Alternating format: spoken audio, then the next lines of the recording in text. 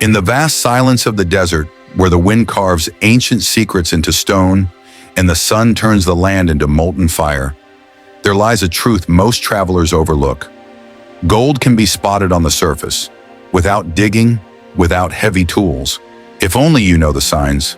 For centuries, prospectors risked everything searching for these elusive flashes of yellow. Some wandered aimlessly, blinded by the sun, mistaking mica or pyrite for riches. But the desert tells a different story to those who listen. Its rocks, its sands, its colors, they whisper of hidden veins, eroded over time, leaving faint yet undeniable clues that only the trained eye can read. And today, we unravel that story. Imagine walking across a barren desert plain. To most, it is lifeless stone and endless dust. But if you know what to look for, that same land transforms into a living map of treasure trails. The desert doesn't hide gold completely. It scatters traces on the surface, waiting for those patient enough to see them. So how do you begin? Start by paying attention to the natural shine test, the subtle glimmer of metallic hues that refuse to fade, even under harsh light. Unlike mica, which sparkles like broken glass, real gold reflects a soft, buttery glow that remains steady. This glint can reveal itself in the most unexpected places, on a sunlit boulder, in the cracks of dry riverbeds, or trapped in the coarse gravel where desert winds have carried it for centuries. But the desert offers more than shine alone. Its geology holds coded messages. Dark, iron-rich stones often serve as guardians of hidden gold. Quartz veins, weathered and exposed on the surface, can be nature's golden highways. Even the desert's dryness works in your favor. Without vegetation, the raw bones of the earth are exposed, offering clear clues for those who know the signs. Here's the suspense. Every desert rock formation has a tale, a sudden change in stone color, a ridge striped with quartz, or a cluster of red and black ironstones. Each of these may be more than coincidence. They could be the fingerprints of ancient geological forces that once pushed molten gold closer to the surface. And the desert streams, though long dry, are not to be ignored. Once they carried fine particles of gold, leaving behind golden breadcrumbs in bends, hollows, and natural traps in the bedrock. A keen eye can still find these traces baked into the sun-cracked channels. But spotting gold without digging isn't just about rocks and rivers, it's about movement. Look at where the desert gathers weight. Heavy minerals like magnetite, hematite, and, yes, gold, always settle in the same way. Downhill in natural pockets, or behind barriers like large stones. Even in the vast openness of sand, the laws of gravity are constant guides. At first, these signs may feel too subtle. You may question your eyes, convinced it's just another trick of the sun. But the more you train yourself to notice, the steadiness of a gleam, the company of ironstone, the direction of ancient water flows, the more the desert reveals. Suddenly, what once felt like an empty wasteland becomes alive with potential, every stone carrying a secret. This is only the beginning. In the desert, time feels still. Yet for millions of years, forces have been in motion, sculpting the very ground you stand upon. And with every storm, every dry river's surge, and every collapse of a rock face, nature leaves behind silent evidence of gold. Now it's time to sharpen your eye and see what others miss. One of the clearest signs?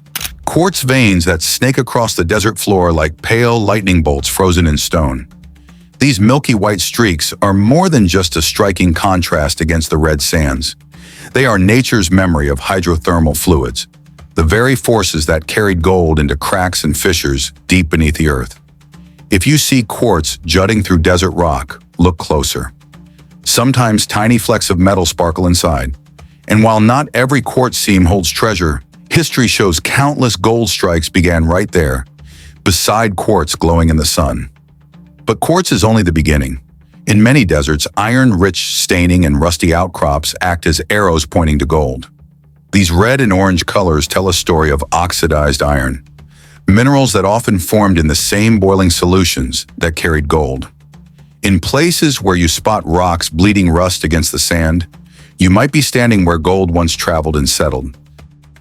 Now consider another desert clue: desert varnish. At first glance, it looks like nothing more than a dark coating, a thin film on exposed rocks. But this mysterious glaze, built over centuries of dust and moisture, sometimes traps flecks of gold along its surface, or indicates rocks that were weathered from gold-bearing veins. To the untrained eye, it is just dirt. To a prospector with vision, it is a whisper from the earth itself. Then there are placer indicators without rivers. You might think deserts lack placer deposits, but flash floods tell a different story. In rare torrents, water carves through gullies and washes, ripping away topsoil and leaving behind the heaviest materials. Among these survivors is gold. Look into dry creek beds or desert washes. If you find gravels sorted by size with the heaviest rocks clustering in cracks and low spots, gold may be among them. And the beauty of this method? You don't need to dig. Sometimes gold rests exposed, waiting for an observant eye. Another overlooked clue, desert plants. It may surprise you, but hardy desert shrubs can sometimes point to buried mineral veins. Certain plants thrive in soils enriched with minerals like quartz and iron, the same conditions where gold forms. Look where vegetation seems oddly concentrated in barren ground. That patch may be growing from mineral-rich cracks below the surface, and when those cracks once carried gold, fragments often linger nearby. But let's go deeper. Think about erosion's silent hand. Desert winds can strip softer rocks away, leaving behind dense remnants. Gold, being one of the densest materials on Earth, resists removal. Over centuries, this process leaves small nuggets and flakes concentrated at the base of hillsides, in bedrock depressions, or around exposed rock barriers. If you know where to look, these erosion traps can reveal gold right on the surface, untouched, unseen, until now. There is also the matter of desert meteorites versus gold. Sometimes prospectors confuse the two.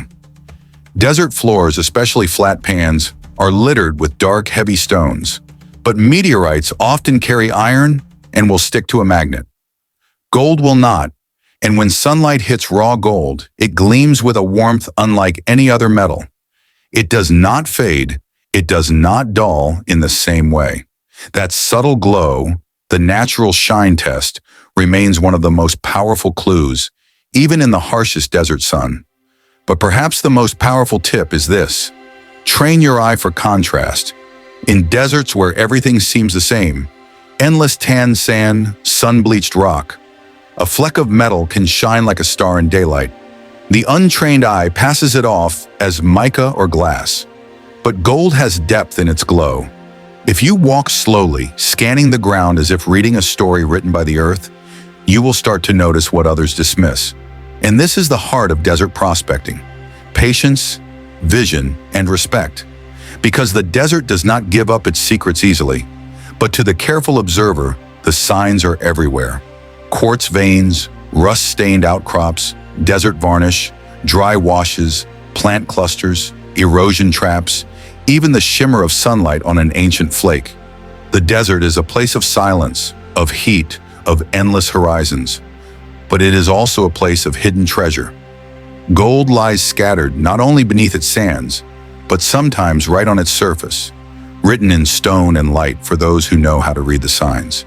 So the next time you walk across a barren landscape, don't just see emptiness.